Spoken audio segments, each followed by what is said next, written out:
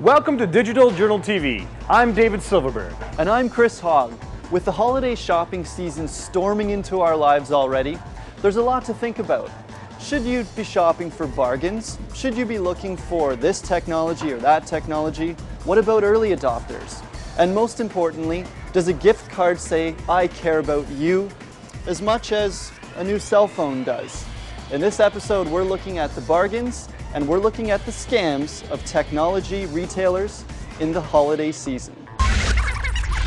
Remember your days as a student, or perhaps you now do this at work, use big words to sound smart. It's the same thing with salespeople at consumer technology outlets. This market speak implies huge advantages, all this ultimate home theater experience, 12 megapixels with image stabilization. Remember, an ideal customer is a confused customer. If you've shopped for a gadget during the holiday season, you've probably heard something like this. This is an 8 megapixel digital camera. It has a 10 times digital zoom. It's exactly what you're looking for. Yeah, it's a little bit more expensive than the model you initially came in to buy, but trust me, it's going to be the camera for you. Yes, it has all those confusing acronyms that you don't understand, but don't worry, you don't need to. This is the camera for you. Also, you should try and think about buying an extended warranty. Even though we know the camera's never going to break, you should buy one because we need to sell it to you. A tip for camera shoppers. If a camera is going to break, it will likely do so during the manufacturer's initial warranty period, so you're covered. It's a waste of money to buy an extended warranty. Also, high megapixel count for digital cameras is not everything. The higher the number, the bigger your photos can be when you print. It's a great advantage, but lens quality is also important. And remember, digital zoom is not a cell feature. Instead, focus on optical zoom, which is true zoom. Whenever the sales clerk piles on the tech jargon, ignore it. Interrupt if you have to. And don't buy a device on the spot. Go home, look it up online, and find out what other people think. Quite often, the device you're trying to be sold on the spot is not actually what you need, and it might not be as cool as what you're actually looking for. There's something sneaky when companies take the same old product, repackage it in a new shell, and tell you it's different, it's special, it's better. This happens all the time during the holiday shopping season. A company will take something like a LCD TV. Sure, they improve the black levels a little bit, color might be slightly different, but you wouldn't have noticed it anyways. And now it comes in a shiny coating instead of dull gray. Tech companies will ramp up inventory during the holiday season and repackage the same item in 4 different models. Also, they'll go so far as selling version 2.0 of the same lame duck from last year. Case in point, the iPod Classic. Come on, it's just an MP3 player. Apple, you sell 5 billion of them, and you've only been selling them for about 5 years. Does the world really need a classic retro iPod yet? TVs, cameras, computers, you name it.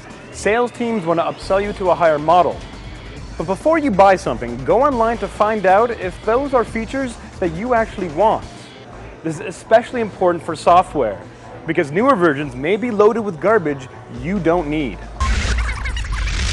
Another well-known trick retailers sometimes use is unloading lemons. Yeah, I know that's kind of harsh, but let's face it, some things just never took off. And retailers love raking in revenue on crap no one wants. Bargain bin, anyone? If you see an MP3 player for $19.99, realize it's probably not a good deal.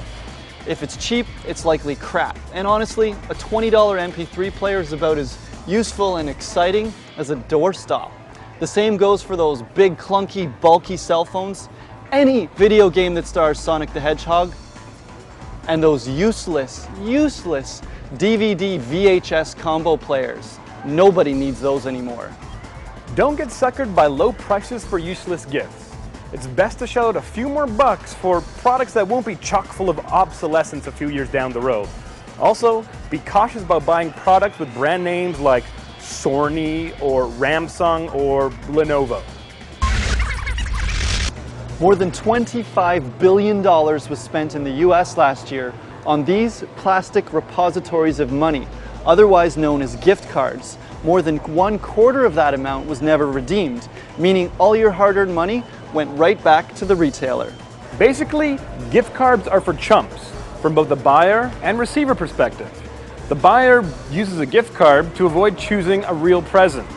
And from the receiver perspective, there's not enough money on here to even get a DVD, and you have to go miles away to a store you don't really want to go to. So, you put it in your pocket for later. If there's any technology retailers will be squawking about this holiday season, it's high-def DVDs. But which one? There's Blu-ray and HD DVD, both vying for your attention and dollars. One side will say they are better and give you a good technical reason why, and then the other side will counter with an equally meaningless point, and the consumer will be left confused and not knowing what to buy. The only fact is, there's no clear winner yet between Blu-ray and HD DVD. If you bet on the losing horse 1 year down the road, your player could be a $1,000 piece of scrap metal. We've seen the holiday season bring out the worst in retailers in this area. Be careful when you shop for a high-def DVD player, because most retailers will try to push Blu-ray over HD DVD because Blu-ray costs more. Most of them, meaning their profit margins will likely be higher. We said it last year, and unfortunately we're going to have to say it again now. Wait until the format war is over.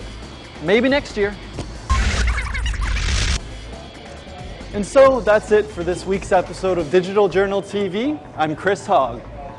And I'm David Silverberg. Happy and careful shopping.